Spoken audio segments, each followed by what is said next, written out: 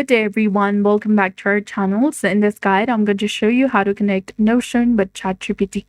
This powerful integration allows you to use AI directly within your Notion workspace for writing, summarizing, brainstorming, and managing information more efficiently. So first, you need to go ahead and open Notion in your browser or desktop app. Now click on your profile name in the top left corner of the screen, and from the menu that appears, go to Settings. Now from the settings page, you need to go ahead and click on Notion MCP, which is in the section of features between connections and public pages. Here, you need to go ahead and select ChatGPT. Notion will redirect you to ChatGPT to authorize your connection. Carefully review the permissions and approve the connection.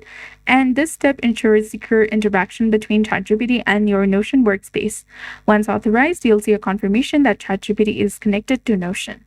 Or you can click on this plugins option in ChatGPT, then scroll down, select browse plugins. Now search for Notion, and here select the plus icon. Click on sign in with Notion. Click on continue, follow the on-screen instructions, and you'll be done. ChatGPT is now successfully connected to your Notion account. So I hope you found this video helpful. If you did, please like, share, and subscribe. Thanks for watching. We'll see you again in the next one.